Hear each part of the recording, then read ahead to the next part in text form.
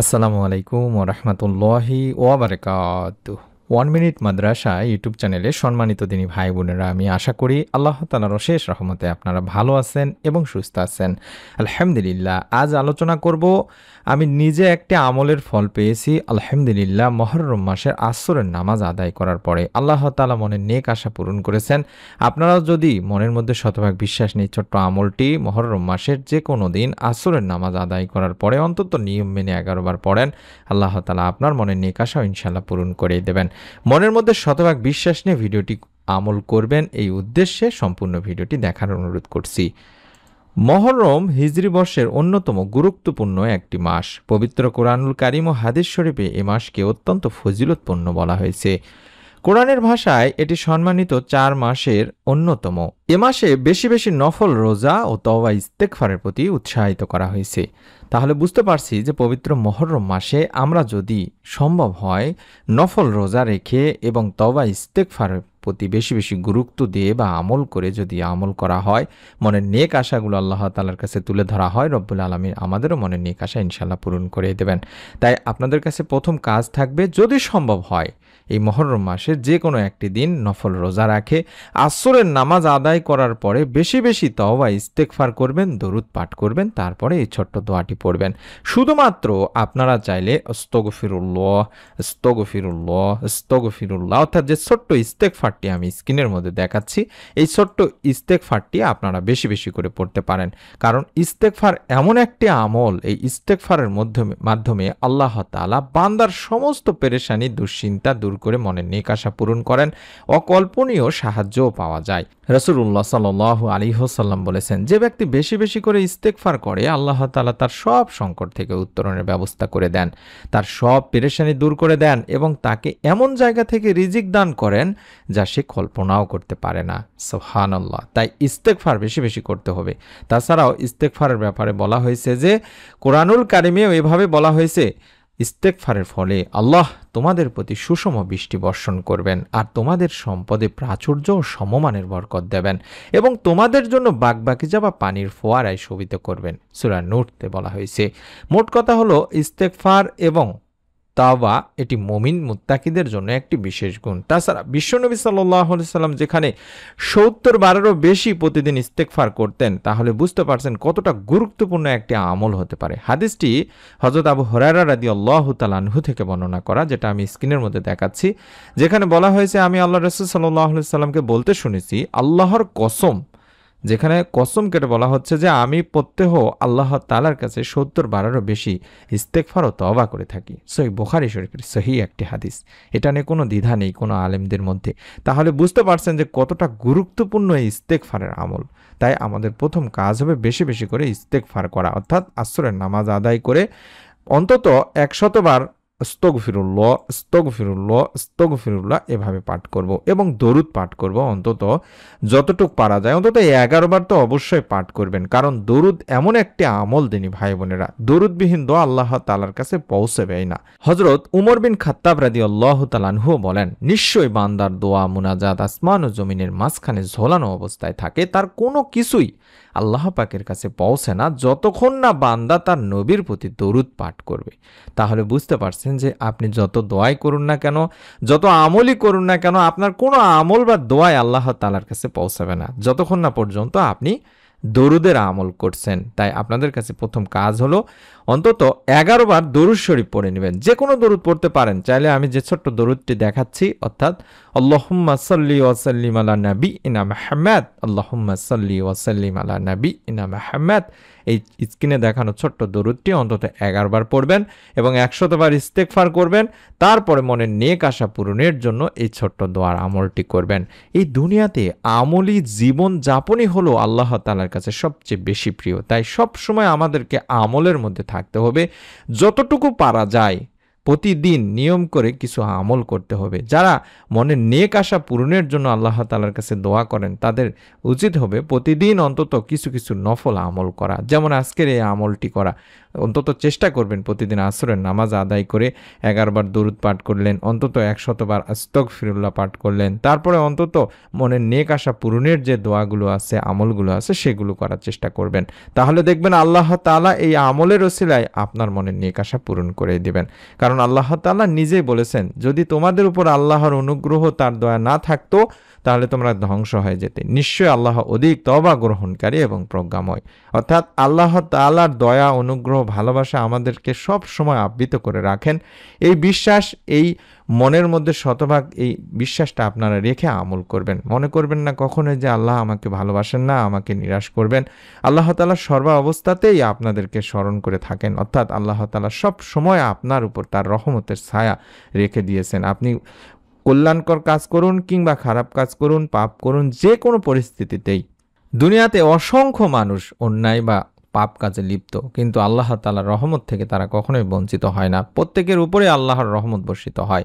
বৃষ্টি হলে সবার উপরের বৃষ্টি পড়ে। একজন যারা রহমত আল্লাহর প্রতি নেই বা আল্লাহ যাকে রহমত দিবেন না নিয়ত করেন, তার উপর শুধু বৃষ্টি দেন না তেমন না, প্রত্যেকের উপরেই বৃষ্টি দিয়ে থাকেন। ঠিক সেরকম আল্লাহ তাআলার কাছে যদি আমরা বেশি বেশি করে দোয়া করতে পারি, আল্লাহ তাআলা আমাদেরকেও নিরাশ করবেন না, আমাদের প্রার্থনাও ফিরিয়ে দেবেন না। কারণ আল্লাহ তাআলা নিজেই বলেছেন যে, আর তোমরা আমাকে ডাকো, আমি তোমাদের ডাকে সাড়া দেব। নিশ্চয়ই যারা অহংকারবশত আমার ইবাদত থেকে বিমুখ থাকে, তারা অচিরেই লাঞ্ছিত অবস্থায় জাহান্নামে প্রবেশ করবে। তাহলে বুঝতে পারছেন যে আল্লাহ তাআলা নিজে বলছেন সূরা গাফিরের 60 নম্বর আয়াতে যে তোমরা আমাকে ডাকো, আমি অবশ্যই তোমাদের ডাকে সাড়া দেব। সেই ডাকাটা আপনাদেরকে বন্ধ করা যাবে না, অর্থাৎ দোয়া করা বন্ধ করা যাবে না। কারণ বান্দার দোয়া আল্লাহ তাআলা কখনোই ফিরিয়ে দেন না। দেনি ভাই বোনেরা, আল্লাহ তাআলা 3টি পদ্ধতিতে বান্দার দোয়া কবুল করে এর ফলাফল আপনাকে দেবেন। সেই 3টি পদ্ধতি আমি ভিডিওটির শেষে বলে দেব, যে আপনি দোয়া করলেন, আপনার দোয়াটি কোথায় গিয়ে জমা হচ্ছে, বা আপনি এর ফল না পেলে আপনি কিভাবে এর প্রতিদান পাবেন, সেটি নিয়ে আমি ভিডিওর শেষে আলোচনা করব ইনশাআল্লাহ। তবে মনের নেক আশা পূরণের পরীক্ষিত প্রমাণিত যে আমলটি, সেটি আগে আপনাদেরকে শিখিয়ে দিচ্ছি। হযরত আব্দুল্লাহ ইবনে রুবাইদ আল আসলামী রাদিয়াল্লাহু তাআলা আনহু তার বাবা থেকে বর্ণনা করেছেন, যেখানে আল্লাহ রাসূল সাল্লাল্লাহু আলাইহি ওয়াসাল্লাম এক ব্যক্তিকে তার দোয়া এভাবে বলতে শুনলেন, আল্লাহুম্মা ইন্নী আসআলুকা বিআন্নী আশহাদু আন্নাকা আনতাল্লাহ লা ইলাহা ইল্লা আনতাল আহাদুস সামাদুল্লাযী লাম ইয়ালিদ ওয়া লাম ইউলাদ ওয়া লাম ইয়াকুল লাহু কুফুয়ান আহাদ। দোয়াগুলো স্ক্রিনশট নিয়ে রেখে দিন বা ছবি উঠায় রেখে দিন, আমি আবারও দেখাবো, কোনো সমস্যা নেই ইনশাআল্লাহ নিয়ম বলে দেওয়ার সময়।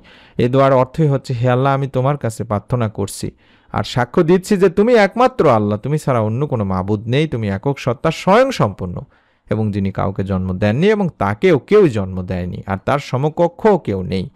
এই দোয়াটি করা শুনে রাসূল সাল্লাল্লাহু আলাইহি সাল্লাম বললেন, ওই ব্যক্তির মুখে যখন শুনলেন তখনই বললেন যে, এই সেই মহান সত্তার শপথ যার হাতে আমার জীবন, নিঃসন্দেহে এই লোক ইসমে আজম অর্থাৎ আল্লাহ তাআলার মহান নামের ওসিলায় আল্লাহ তাআলার কাছে প্রার্থনা করেছে বা দোয়া করেছে।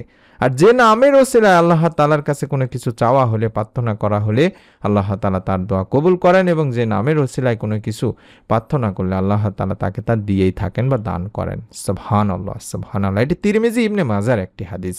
এছাড়াও আরেকটি ইসমে আজম রয়েছে বা দোয়া রয়েছে মনের নেক আশা পূরণের। সেটাও একবার হযরত আনাস রাদিয়াল্লাহু তাআলা আনহু আল্লাহর রাসূল সাল্লাল্লাহু আলাইহি সাল্লামের সঙ্গে বসেছিলেন। সে সময় এক ব্যক্তি সেখানে আসলেন এবং নামাজ আদায় করার পরে এই দোয়াটিও পাঠ করলেন, অর্থাৎ আল্লাহুম্মা ইন্নী আসআলুকা বিআন্না লাকাল হামদু লা ইলাহা ইল্লা আনতাল মান্নান বাদিউস সামাওয়াতি ওয়াল আরদ ইয়া জাল জালালি ওয়াল ইকরাম ইয়া হাইয়্যু ইয়া কাইয়্যুম। এভাবে যখন পড়লেন তখন বিশ্বনবী সাল্লাল্লাহু আলাইহি ওয়াসাল্লাম বললেন যে, এই ব্যক্তি ইসমে আজম পড়ে দোয়া করেছে। ইসমে আজম হচ্ছে মহান আল্লাহর এমন নাম, যে নামে ডাকলে আল্লাহ তাআলা তার ডাকে সাড়া দেন, আর যে নামে তার কাছে কোনো কিছু চাওয়া হলে তিনি তার চাওয়া পাওয়া পূরণ করেন। আবু দাউদ শরীফের একটি হাদিস। সুবহানাল্লাহ। সংক্ষেপে নিয়মটি বলে দিচ্ছি, তার আগে আপনাদেরকে বলে দিব দোয়া কবুলের 3টি পদ্ধতি। আপনি যখন দোয়া করবেন, সেই দোয়ায় যদি এমন কোনো বিষয় না থাকে যে আপনি কোনো পাপ কাজ করবেন এমনভাবে দোয়া করছেন, বা আত্মীয়তার সম্পর্ক ছিন্ন করবেন এমন দোয়া করছেন, তাহলে আল্লাহ তাআলা আপনার দোয়াটিকে 3টি পদ্ধতিতে কবুল করে এর ফল দিয়ে থাকবেন। 1 নম্বর পদ্ধতি হলো, আপনি যে দোয়া করেছেন তা সঙ্গে সঙ্গেই কবুল হয়, হবু আপনাকে তখনই এর ফল দুনিয়াতেই সাথে সাথেই দিয়ে দেবেন। 2 নম্বর পদ্ধতি হলো আপনি যে দোয়াটি করলেন এর প্রতিদান আপনার জন্য পরকালে সংরক্ষণ করে রাখা হবে, অর্থাৎ পরকালের জন্য আপনার এই দোয়াটি অত্যন্ত কাজে আসবে, সেই সময় আপনাকে এই দোয়ার প্রতিদান বা ফলাফল দেওয়া হবে।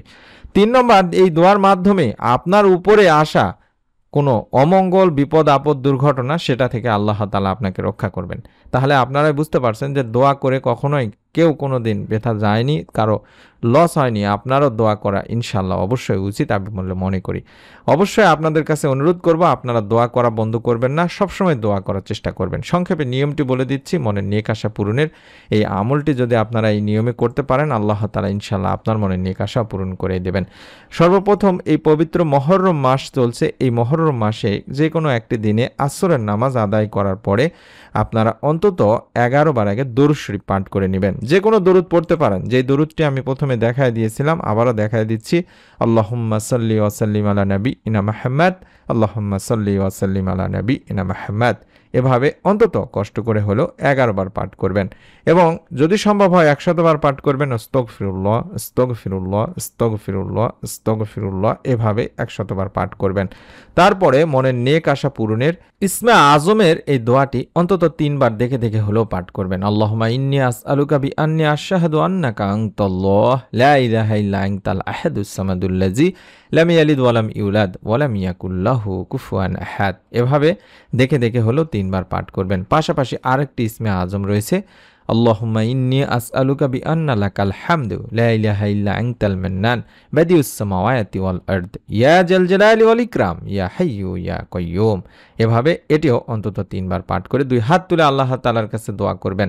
দোয়ার শুরুতে আল্লাহর প্রশংসা স্বরূপ সূরা ফাতিহা পড়বেন অথবা শুধুমাত্র আপনারা আলহামদুলিল্লাহ বলে দোয়া শুরু করবেন এবং বিশ্বনবী সাল্লাল্লাহু আলাইহি ওয়াসাল্লামের উপর অবশ্যই দরুদ পাঠপূর্বক দোয়া করবেন। দোয়ার শেষেও আপনারা দরুদ শরীফ কয়েকবার পাঠ করবেন। এভাবে মনের মধ্যে শতভাগ বিশ্বাস নিয়ে নিয়ত করে আমলটি করুন। আমরা দোয়া করি রব্বুল আলামিন যেন আপনাদের সকলকে এই ছোট্ট আমলের ওসিলায় আপনাদের মনের সমস্ত নেক ও কল্যাণকর আশা আকাঙ্ক্ষাগুলো পূরণ করে দেন, এর যথাযথ ফল আপনাকে দুনিয়াতে আখিরাতে দিয়ে দেন, আমিন। সকলে ভালো থাকুন, সুস্থ থাকুন। নতুন ভিডিও দেখার আমন্ত্রণ জানাচ্ছি। অবশ্যই চ্যানেলটি যারা সাবস্ক্রাইব করেননি সাবস্ক্রাইব করে রাখলে নতুন ভিডিও পেয়ে যাবেন ইনশাআল্লাহ। আসসালামু আলাইকুম ওয়া রাহমাতুল্লাহি ওয়া বারাকাতুহু।